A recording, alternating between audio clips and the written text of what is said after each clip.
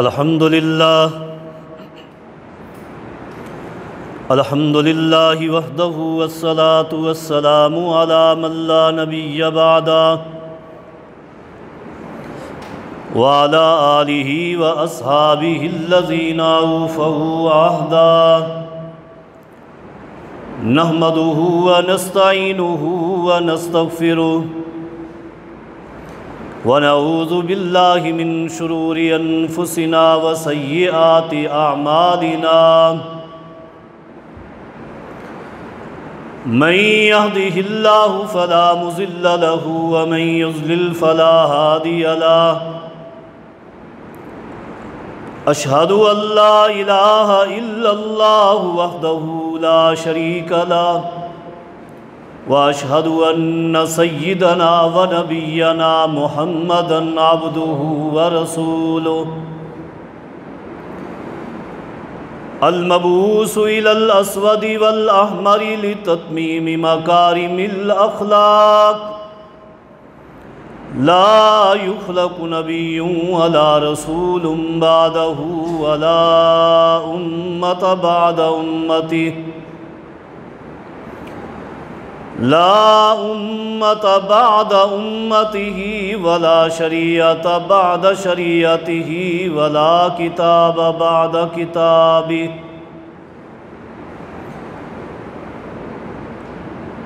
أما بعد فإن أصدق الكلام كلام الله وأحسن الهدي هدي محمد صلى الله عليه وسلم وشر الأمور محدثاتها وكل محدثة بدعة وكل بدعة ضلالة وكل ضلالة في النار من أطاع الله ورسوله فقد رشد واهتدى ومن عصى الله ورسوله فقد ضل وغوى أعوذ بالله من الشيطان الرجيم بسم الله الرحمن الرحيم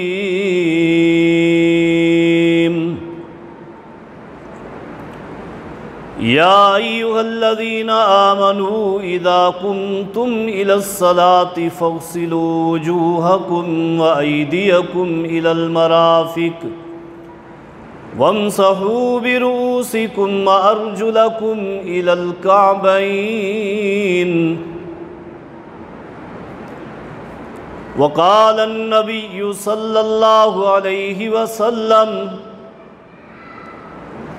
فمن رغب عن سنتي فليس مني أو كما قال صلى الله عليه وسلم۔ مختصر حمد و ثناء اور درود و سلام کے بعد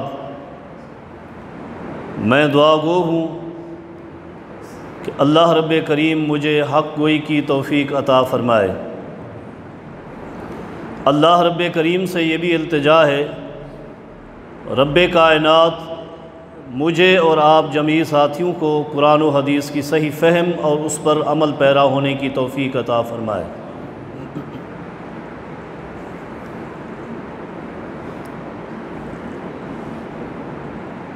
گزشتہ جمعۃ المبارک کے اندر آپ حضرات کے سامنے نبی علیہ السلام کی احادیث کی روشنی میں وضو کا طریقہ عرض کیا تھا۔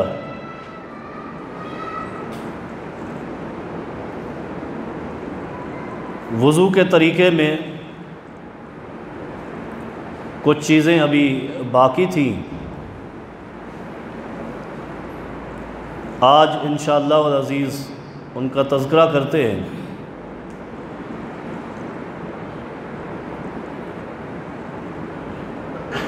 وضو کے طریقے میں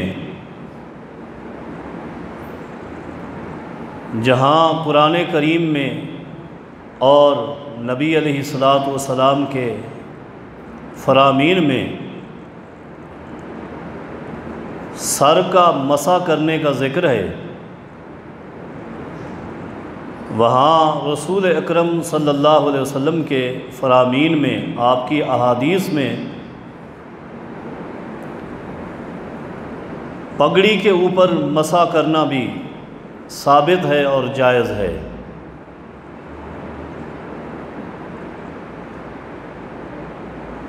صحابی رسول سیدنا عامر ابن حریث رضی اللہ تعالی عنہ، صحیح مسلم کی روایت ہے، فرماتے ہیں رأیت النبی صلی اللہ علیہ وسلم یمسح علی العمامۃ وعلی الخفین، کہ میں نے نبی علیہ الصلاۃ والسلام کو وضو کرتے ہوئے دیکھا۔ نبی علیہ الصلاۃ والسلام نے وضو کرتے ہوئے اپنے عمامہ مبارک پر، اپنی پگڑی مبارک پر آپ نے مسح کیا، والخفین، اور نبی علیہ الصلاۃ والسلام نے پاؤں پر موزے پہنے ہوئے تھے، آپ نے موزوں پر بھی مسح کیا۔ نبی علیہ الصلاۃ والسلام کی مبارک سنت سے یہ دو عمل ثابت ہوئے ہیں اس حدیث سے۔ ایک، وضو کرتے ہوئے پگڑی کے اوپر مسح کرنا بھی جائز ہے۔ اگر ایسی پگڑی بندھی ہوئی ہے کہ وہ کھل جاتی ہے اور پھر بڑی مشکل سے دوبارہ سیٹ ہوتی ہے، تو شریعت نے یہاں آسانی رکھی ہے کہ وضو کرنے والا آدمی چہرہ دھونے کے بعد، دونوں بازو دھونے کے بعد سر کا مسح کرنے کی بجائے اگر اپنی پگڑی کے اوپر مسح کر لیتا ہے تو تب بھی اس کا وضو ٹھیک ہے۔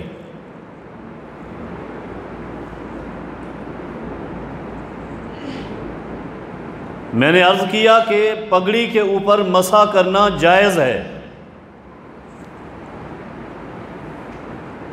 جائز الگ ہوتا ہے، لازمی اور ضروری الگ ہوتا ہے۔ اس کا معنی یہ ہے کہ اگر کوئی شخص پگڑی اتار کر سر کا مسح کرتا ہے تب بھی ٹھیک ہے، تب بھی ٹھیک ہے، لیکن امام ابن خزیمہ رحمہ اللہ جو استاد ہیں امام بخاری رحمۃ اللہ علیہ کے، اپنی صحیح کے اندر ایک باب قائم کرتے ہیں جس باب کا مفہوم یہ ہے کہ پگڑی کے اوپر اور موضوع کے اوپر مسح کرنا جائز ہے۔ اگر کوئی شخص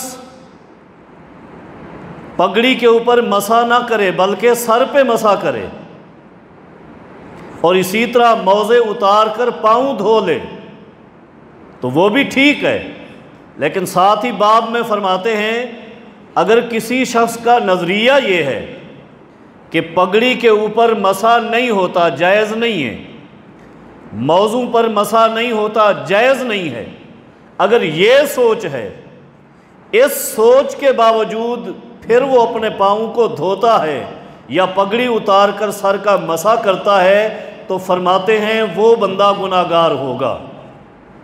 یہ ایک طویل باب قائم کیا انہوں نے، اور پھر دلیل دی ہے حدیث سے۔ حدیث کون سی؟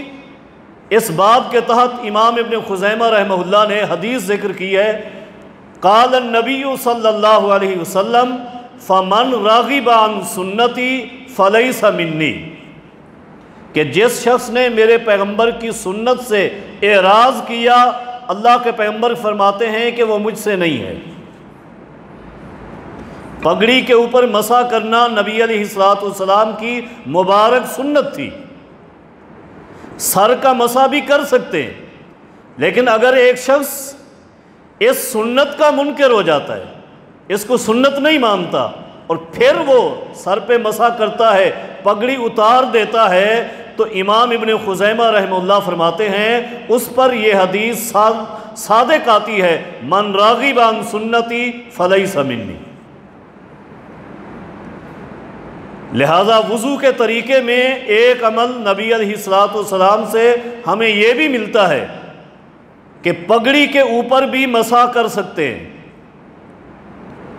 اور اسی طرح اسی حدیث کے اندر دوسرا حصہ ہے علی الخفین، موضوع پر مسح کرنا، موضوع کے اوپر مسح کرنا۔ موضوع کے اوپر مسح کرنا کیسا ہے، کتنے دن تک جائز ہے اور کس حالت میں جائز ہے، اس کی وضاحت بھی حدیث نے کر دی۔ صحیح مسلم کی حدیث ہے، شریح ابن ہانی رحمہ اللہ، یہ تابعی ہے، سید عائشہ رضی اللہ تعالی عنہا کے پاس آتے ہیں، خود فرماتے ہیں اتیت عائشہ رضی اللہ عنہا اسألہ عن المسح علی الخفین، میں سید عائشہ رضی اللہ تعالی عنہا کے پاس آیا اور میرا سوال یہ تھا کہ موضوع پر مسح کیسے کرنا ہے اور کب تک کرنا ہے، یہ سوال کرنے کے لیے آیا۔ جب میں نے سید عائشہ سے یہ سوال کیا تو سید عائشہ رضی اللہ تعالی عنہا نے مجھے جواب میں یوں فرمایا علیکا بھی علی ابن ابی طالب فإنہ کان یسافر مع رسول اللہ صلی اللہ علیہ وسلم فصلہ۔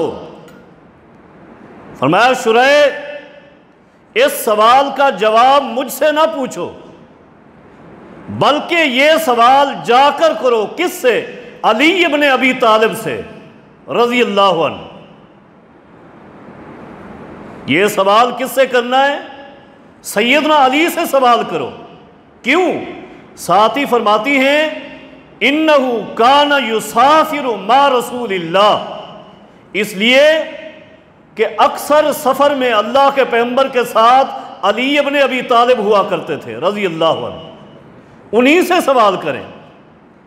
ایک روایت کے الفاظ اسی صحیح مسلم میں آگے یوں بھی ہیں کہ سید عائشہ نے یوں فرمایا، جب شریح نے سوال کیا نا کہ موضوع پر مسح کیسے کرنا ہے، کب تک کرنا ہے، تو سید عائشہ نے فرمایا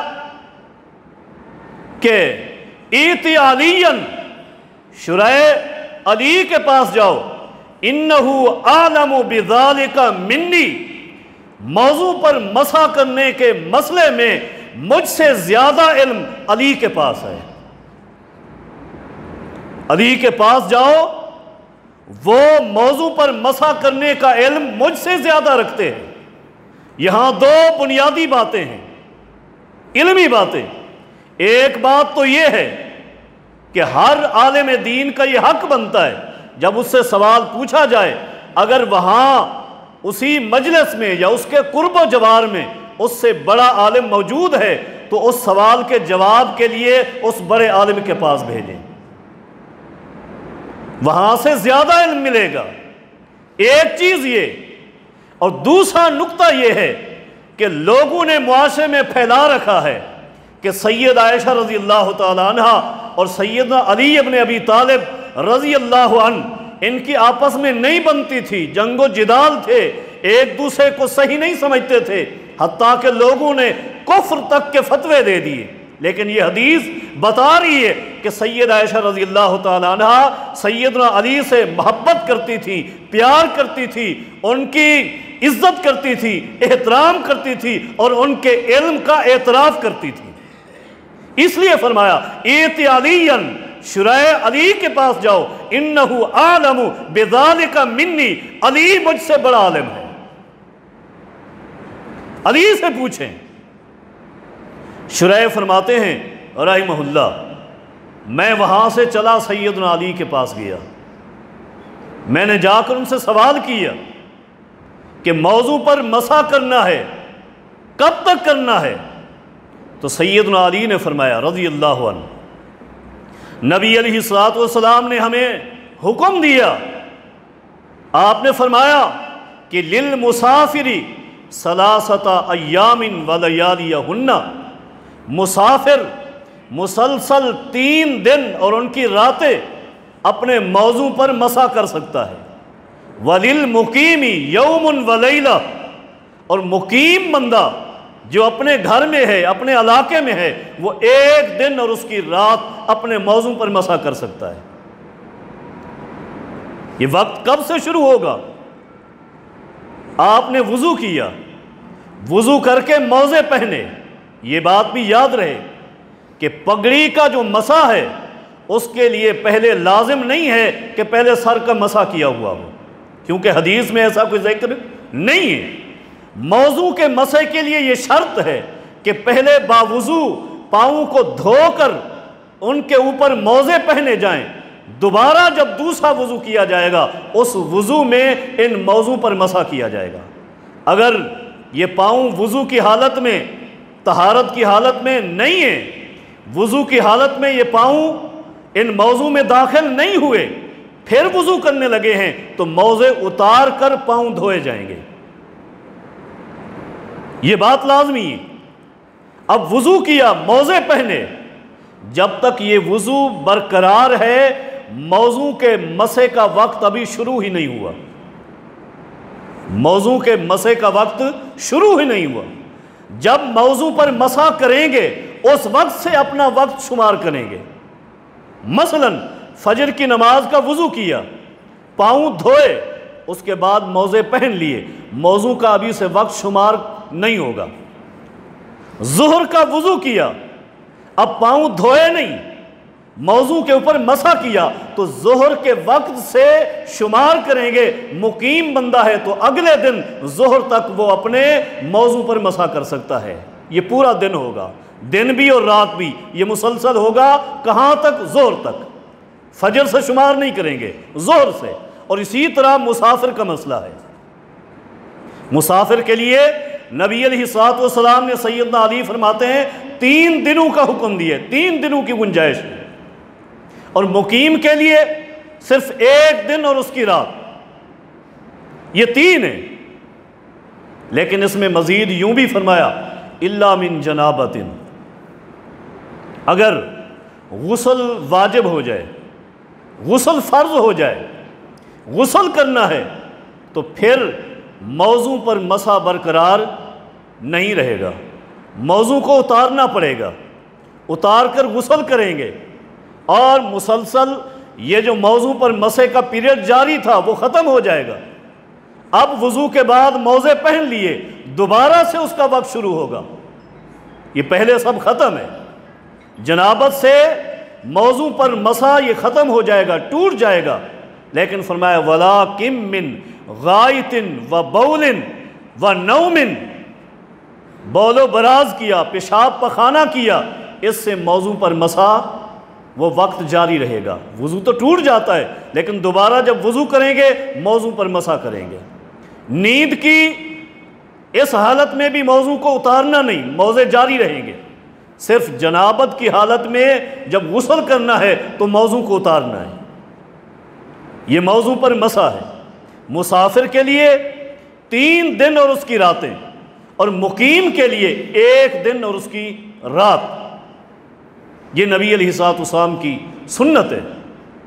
موضوع پر مسح، تو وضو کے بارے میں ایک عمل یہ ثابت ہوا اس حدیث سے کہ پگڑی کے اوپر مسح کر سکتے ہیں، پگڑی کے اوپر مسح کرنا جائز ہے، اور دوسرا عمل ثابت ہوا موضوع پر مسح کرنا جائز ہے۔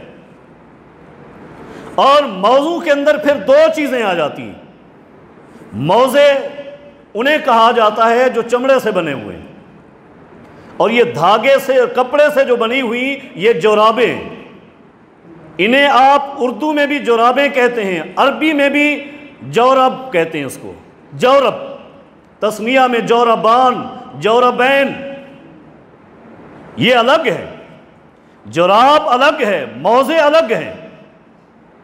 لیکن قربان جائیں، شریعت نے بڑی آسانی رکھی ہے، شریعت نے دونوں پر مسح جائز قرار دی ہے۔ شریعت نے موضوع پر بھی مسح جائز قرار دیا ہے اور جرابوں پر بھی مسح جائز قرار دی ہے۔ میں نے عرض کی کہ دونوں کے لیے عربی میں الگ لفظ ہے اور دونوں کے دلائل دوں گا۔ موضوع کے دلائل میں اختصار کے ساتھ عرض کر چکا کہ موضع پر مسح کرنے کی شرط کیا ہے، باوضو ہوں، اور مسح کتنے دن چلے گا، کیسے چلے گا۔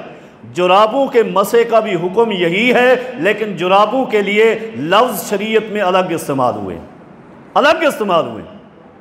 سنن ابو داؤد کی حدیث ہے،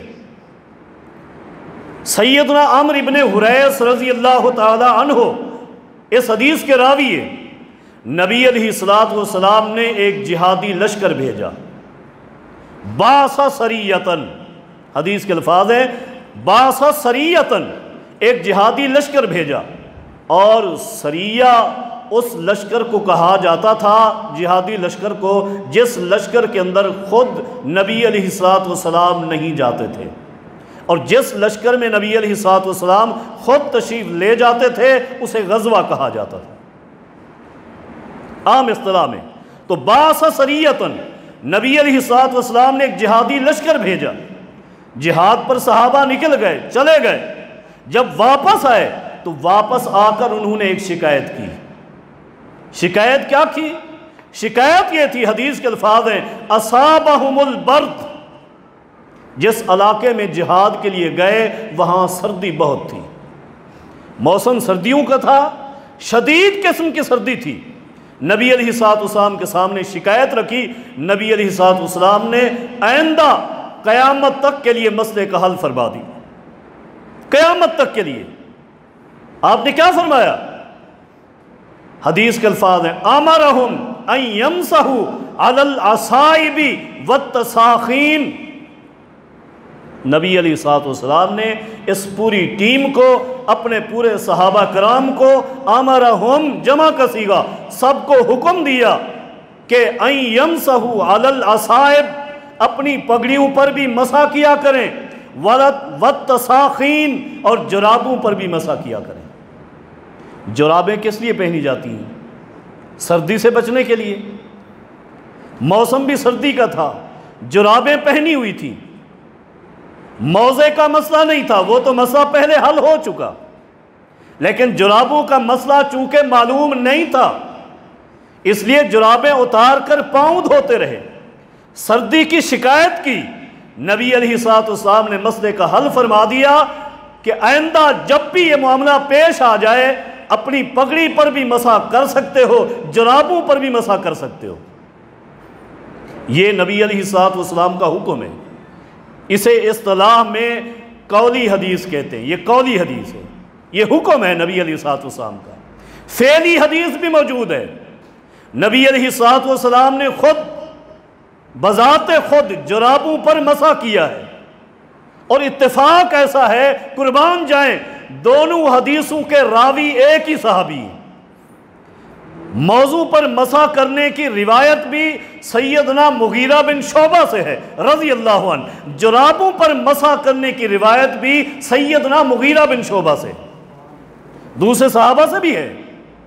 ابو داؤد میں یہ دونوں روایات موجود ہیں، موضوع پر مسح کرنا بھی مغیرہ بن شعبہ سے، اور جرابوں پر مسح کرنا بھی سیدنا مغیرہ بن شعبہ سے رضی اللہ عنہ۔ قولی حدیث نہیں، فعلی۔ وہاں موضوع پر مسح کرنے کا عمل اللہ کے پیغمبر نے جو کیا، آپ کے عمل کو ذکر کیا، ابو داؤد کے اندر ہی مغیرہ بن شعبہ ہیں، اور آپ نے ہی جرابوں پر مسح کیا، اس عمل کو ذکر کرنے والے سنن ابو داؤد کے اندر روایت جو موجود ہے وہ بھی مغیرہ بن شعبہ ہے رضی اللہ عنہ۔ سیدنا مغیرہ بن شعبہ فرماتے ہیں رضی اللہ تعالیٰ عنہ، توضا نبی صلی اللہ علیہ وسلم، نبی صلی اللہ علیہ وسلم نے وضو کیا، اور آپ نے وضو کرتے ہوئے کیا کیا؟ مسح علی الجوربین، آپ نے اپنی جرابوں پر مسح کیا۔ جوربین میں نے پہلے عرض کیا، جرابوں کے لیے اور لفظ بھی ہیں، اور عربی میں جورب بھی ہے خود، یہ جوربین کا لفظ آ گیا ہے۔ نبی علیہ الصلوۃ والسلام نے پاؤں پر جرابیں پہنی ہوئی تھیں، جرابیں کپڑے کی بنی ہوئی یا دھاگے کی بنی ہوئی، انہی کو ہی جرابیں کہتے ہیں۔ لغت کی کوئی بھی کتاب اٹھا کر دیکھ لیں، جورب کا معنی یہی ہوگا، کپڑے کی یا اون کی یا دھاگے کی بنی ہوئی ایسی چیز جس کے ساتھ پاؤں کو ڈھانپا جائے، اس کو جورب کہتے ہیں، وہ جراب ہے، اور اس پر اللہ کے پیغمبر نے مسح کیا ہے خود۔ آپ کا عمل بھی ہے، آپ کا حکم بھی ہے، دونوں چیزیں ثابت ہیں۔ آپ نے حکم بھی دیا صحابہ کو، اور آپ نے خود عمل بھی کیا۔ توضا النبی صلی اللہ علیہ وسلم مسح علی الجوربین، آپ نے جرابوں پر مسح کیا، جرابوں پر مسح کیا۔ نبی علیہ الصلوۃ والسلام نے حکم دیا، خود عمل کیا، آپ کے بعد آپ کے صحابہ کرام کی پوری ٹیم بھی یہ کام کرتی رہی ہے، پوری ٹیم بھی کرتی رہی ہے۔ کیسے؟ سنن ابو داؤد کی یہی روایت، باب المسح علی الجوربین نکال لیں یہ روایت۔ اس کے بعد امام ابو داؤد السجستانی رحمہ اللہ سنن ابو داؤد کے اندر 10 صحابہ کرام کے نام گنواتے ہیں، 10 صحابہ کرام کے نام گنواتے ہیں جو امام ابو داؤد رحمہ اللہ کے اپنے علم میں ہیں کہ یہ صحابہ کرام بھی جرابوں پر مسح کرتے بھی تھے، لوگوں کو یہ حدیث پڑھاتے بھی تھے۔ مغیرہ بن شعبہ رضی اللہ تعالیٰ عنہ کے علاوہ، یہ تو اس حدیث کے راوی ہیں نا، ان کے علاوہ امام ابو داؤد رحمہ اللہ نے 10 صحابہ کرام کے نام گنتی کروائے ہیں۔ کون؟ فرماتے ہیں علی ابن ابی طالب، ابو مسعود انصاری، عبداللہ ابن مسعود، برا بن عازب، انس بن مالک، عمرو ابن حریث، ابو امامہ الباہلی، سہل بن سعد، عمر ابن خطاب، عبداللہ ابن عباس رضی اللہ عنہم، یہ 10 صحابہ کے نام لکھ دیے ہیں امام ابو داؤد رحمہ اللہ نے، اور فرماتے ہیں کہ یہ 10 کے 10 صحابہ اس بات پر عمل بھی کرتے تھے اور لوگوں کو یہ حدیث پڑھایا بھی کرتے تھے۔ کون سی؟ جرابوں پر مسح کرنا۔ یہ 10 صحابہ کرام ہیں جن کے نام گنوائے ہیں امام ابو داؤد رحمہ اللہ نے، اور 11ویں صحابی وہ ہیں جن کی حدیث ذکر کی، 11 صحابہ کرام۔ اور یہ تو امام ابو داؤد رحمہ اللہ نے ان کے نام گنوائے ہیں، ان کے صرف نام گنوائے ہیں۔ اگر ان کی روایات اور ان کے عمل پڑھنے ہیں، حدیث کی مختلف کتب میں موجود ہیں، یکجا پڑھنے ہیں۔ سنن ابو داؤد کی شرح اٹھا لیں، بذل المجہود، بذل المجہود، ان تمام صحابہ کرام کی یہ روایات بذل المجہود لکھنے والے نے سند کے ساتھ نقل کر دی ہیں اور لکھ دی ہیں۔ اسی طرح فقہ کی ایک کتاب وہ بھی موجود ہے جس کے اندر انہی 10 صحابہ کرام کے عمل کو بیان کیا گیا، ان کی روایات بیان کی گئی ہیں۔ ہدایہ کی شرح، عظیم شرح نصب الرایہ امام ذیلی حنفی رحمہ اللہ نے لکھی ہے، اور انہوں نے بھی ان 10 صحابہ کرام کے نام ذکر کر کے ہر ایک صحابی کی الگ الگ حدیث ذکر کی۔ ان تمام صحابہ کرام نے جرابوں پر مسح کی ہے، تمام صحابہ کرام نے۔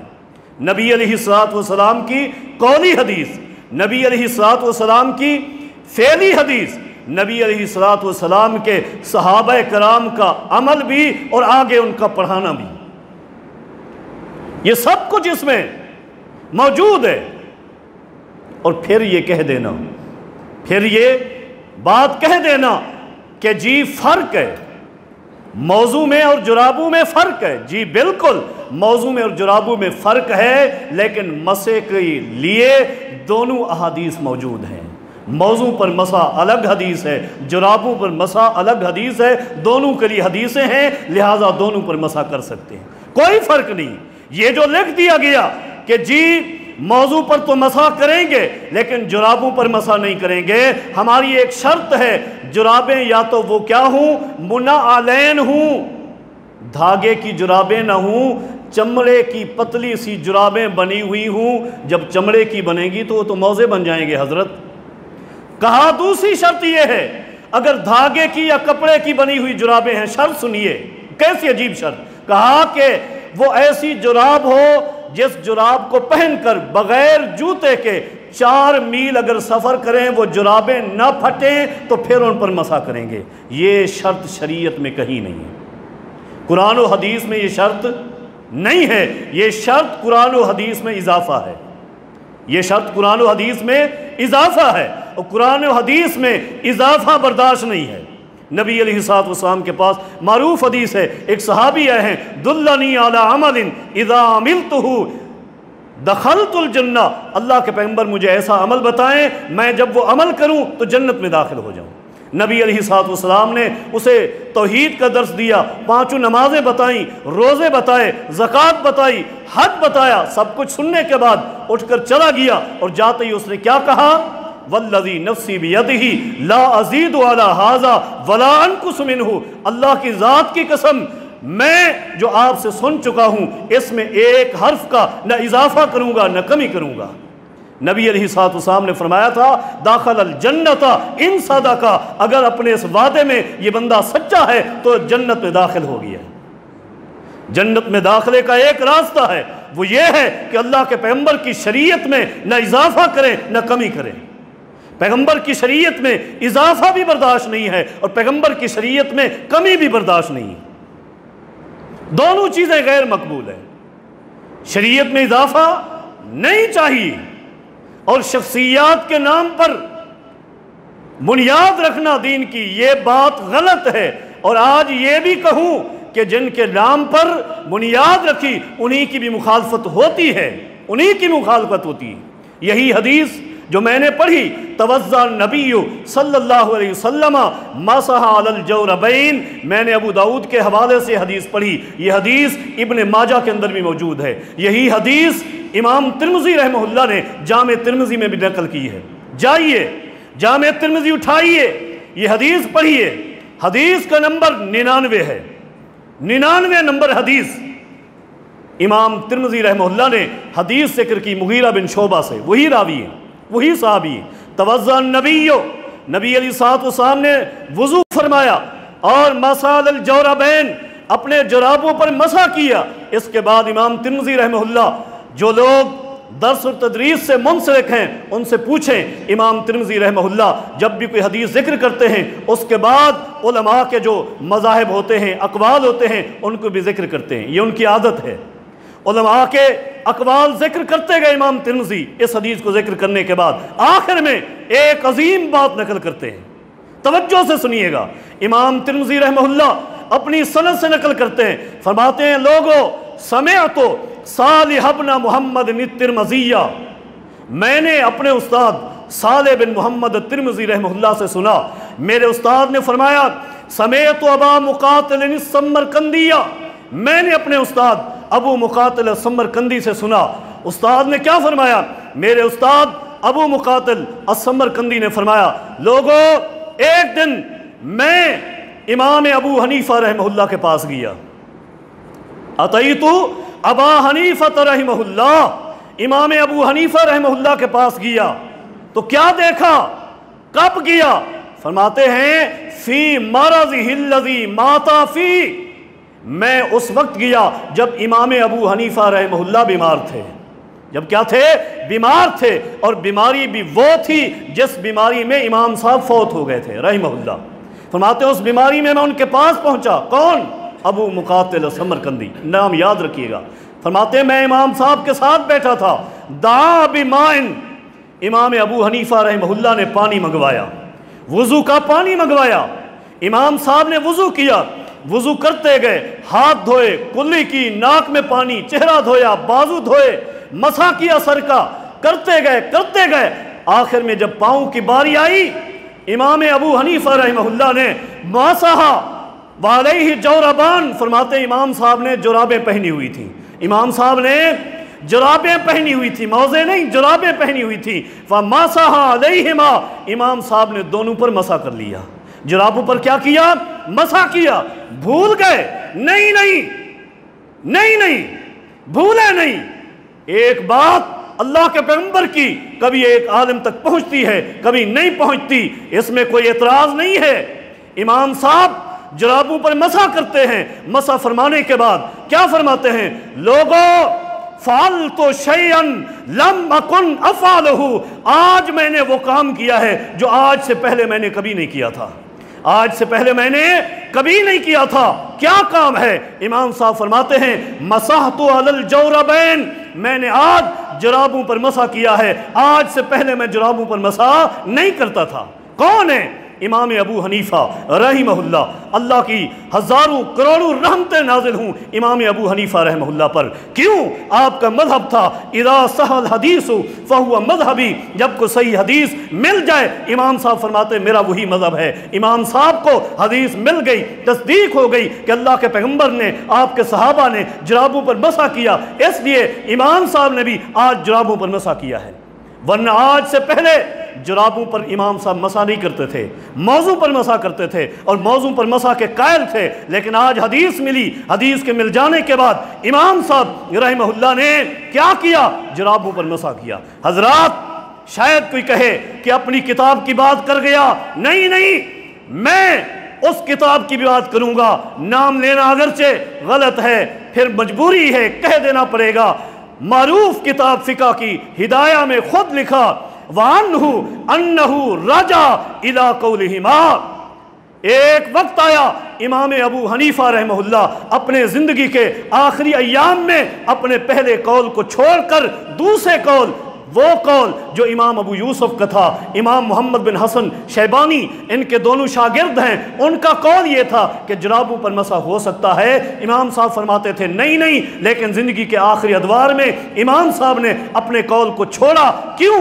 اس لیے کہ حدیث مل گئی اور حدیث پر عمل کیا، جرابوں پر مسح کیا۔ کب کیا تھا؟ کب کیا؟ میں نہیں کہتا، اسی کتاب کے حاشیے میں دیکھیے دو قول ملیں گے۔ ایک قول یہ ہے کہ امام صاحب رحمہ اللہ نے اپنی وفات سے 9 دن پہلے رجوع کیا تھا، اپنی وفات سے 9 دن پہلے رجوع کیا تھا، اور ایک قول یہ ہے کہ اپنی وفات سے 3 دن پہلے اس عمل سے رجوع کیا اور آپ نے جرابوں پر مسح شروع کر دیا۔ لہذا وضو کے طریقے میں یہ باتیں بھی شامل ہیں، یہ باتیں بھی شامل ہیں اور قرآن و حدیث سے ثابت ہیں، لہذا ان پر کوئی اعتراض نہیں ہونا چاہیے۔ ایک مومن کی شان یہی ہے کہ جو کچھ اللہ کے قرآن سے مل جائے، اللہ کے پیغمبر کی حدیث سے مل جائے، اسے مان لے، اس پر عمل کرے۔ وَمَا كَانَ لِمُؤْمِنٍ وَلَا مُؤْمِنَةٍ إِذَا قَضَى اللَّهُ وَرَسُولُهُ أَمْرًا أَن يَكُونَ لَهُ الْخِيَرَةُ مِنْ أَمْرِهِمْ، مومن اختیار ہی نہیں رکھتا اللہ اور اس کے رسول کے فیصلے میں۔ یہ وضو کے طریقے کا اختتام ہوا تھا، اور وضو کے طریقے کے بعد یہ بات بھی عرض کر دوں، اگرچہ بعض فقہا نے یہ بات بھی لکھی ہے کہ وضو کے طریقے کے اندر ترتیب شرط نہیں ہے، ترتیب مستحب نہیں ہے۔ بعض نے تو صرف اتنا اشارہ کیا اور بعض نے یہ وضاحت بھی کر دی کہ اگر کوئی شخص پاؤں سے وضو شروع کر دے، کہاں سے؟ پاؤں سے، الٹا وضو شروع کر دے، کہتے ہیں وضو ہو جائے گا لیکن گناہ کا ڈر ہے۔ حضرات وضو نہیں ہوگا، وضو نہیں ہوگا، وضو وہی ہوگا جو اللہ کے پیغمبر نے کر کے دکھایا ہے۔ نبی علیہ الصلوۃ والسلام نے ایک صحابی سے فرمایا تھا توضا کما امرک اللہ، وضو اسی طرح کر جس طرح تجھے اللہ نے حکم دیا ہے، اور اللہ نے ترتیب سے وضو کرنے کا حکم دیا ہے، ترتیب سے وضو کریں، وضو ترتیب سے کریں۔ اور دوسری بات یہ بھی یاد رکھنی ہے، جس طرح وضو کے ابتدا میں نے عرض کی تھی کہ بسم اللہ پڑھنی ہے، اسی طرح بعض ساتھیوں نے یہ عادت بھی بنائی ہوئی ہے، بعض کو تعلیم دی گئی ہے کہ وضو کرتے ہوئے ہر عضو کو دھوتے ہوئے کلمہ شہادت پڑھتے رہیں۔ یہ بات کسی حدیث سے ثابت نہیں ہے۔ وضو کے آزاد ہوتے ہوئے درمیان میں کوئی دعا حدیث سے ثابت نہیں ہے۔ وضو کے آخر میں دعا ثابت ہے، آخر میں۔ اور کون سی دعا؟ اختصار کے ساتھ وقت ختم ہو چکا۔ نبی علیہ الصلوۃ والسلام ایک دن درس دے رہے تھے، ابو داؤد کی حدیث ہے، سیدنا عقبہ بن عامر جانور چرا رہے تھے، وہاں سے آئے، درس شروع تھا، سننے لگ گئے۔ نبی علیہ الصلوۃ والسلام نے فرمایا، لوگو جس نے میری سنت کے مطابق وضو کیا، وضو کرنے کے بعد 2 رکعت نفل پڑھ لے، اللہ اس کے پچھلے گناہ معاف فرما دے گا۔ عقبہ بن عامر خوش ہو گئے اور بے ساختہ آواز نکلی، اے اللہ کیسی بات، اتنی خوشی کی بات۔ آگے ایک شخص کھڑا ہوا تھا، اس نے کہا، عقبہ تو نہیں تھا، تیرے آنے سے پہلے اللہ کے پیغمبر نے اس سے بھی بڑی خوشخبری سنائی ہے۔ سیدنا عقبہ فرماتے ہیں، میں نے جو دیکھا وہ امیر المؤمنین عمر بن خطاب تھے رضی اللہ عنہ۔ میں نے پوچھا، عمر، اللہ کے پیغمبر نے میرے آنے سے پہلے تمہیں کیا درس دیا ہے؟ سیدنا عمر نے فرمایا، نبی علیہ الصلوۃ والسلام نے فرمایا ہے، جو بندہ میری سنت کے مطابق وضو کر لے، وضو کرنے کے بعد دعا پڑھ لے، اشہد ان لا الہ الا اللہ وحدہ لا شریک لہ واشہد ان محمدا عبدہ ورسولہ، یہ دعا پڑھ لے، اللہ اس کے لیے جنت کے 8 دروازے کھول دیتا ہے۔ تو یہ دعا پڑھنی ہے۔ اس کے ساتھ جامع ترمذی کی ایک حسن درجے کی حدیث سے، اللہم اجعلنی من التوابین واجعلنی من المتطہرین، یہ حدیث بھی ثابت ہے۔ اس کے علاوہ سنن ابو داؤد میں ایک روایت ہے، بعض ساتھی اشہد ان لا الہ الا اللہ یہ دعا پڑھتے ہوئے انگلی بھی اٹھاتے ہیں، آسمان کی طرف نظر اٹھاتے ہیں، یہ حدیث ضعیف ہے، یہ قابل عمل نہیں، یہ عمل درست نہیں ہے۔ اور اسی طرح وضو کے بعد کی دعاؤں میں بعض ساتھیوں نے سورہ قدر، انا انزلناہ فی لیلۃ القدر، یہ سورت بھی پڑھتے ہیں، یہ بھی غلط ہے، یہ کسی صحیح حدیث سے ثابت نہیں ہے۔ وضو کی دعائیں یہ جو ثابت تھیں آپ ساتھیوں کے سامنے عرض کر دیں، وضو کا طریقہ بھی عرض کر دیا۔ اللہ رب کریم سے دعا ہے، اللہ رب کریم مجھے اور آپ کو عمل کی توفیق عطا فرمائے۔ آئندہ جمعۃ المبارک میں انشاءاللہ العزیز اسی طہارت کے موضوع کو ہی آگے چلائیں گے۔ بعض اور چیزیں بھی رہتی ہیں، مسواک کے حوالے سے، تیمم کے حوالے سے، غسل کے حوالے سے وغیرہ کئی ایک چیزیں رہتی ہیں، اور اسی طرح پھر وضو کو توڑ دینے والی اشیاء، وضو کو واجب کر دینے والی اشیاء، یہ ساری باتیں انشاءاللہ العزیز چلیں گی اللہ رب کریم کی توفیق سے۔ اللہ رب کریم مجھے اور آپ کو دین حق کی فہم عطا فرما دے۔ اقول قولی ھذا استغفر اللہ لی ولکم ولسائر المسلمین۔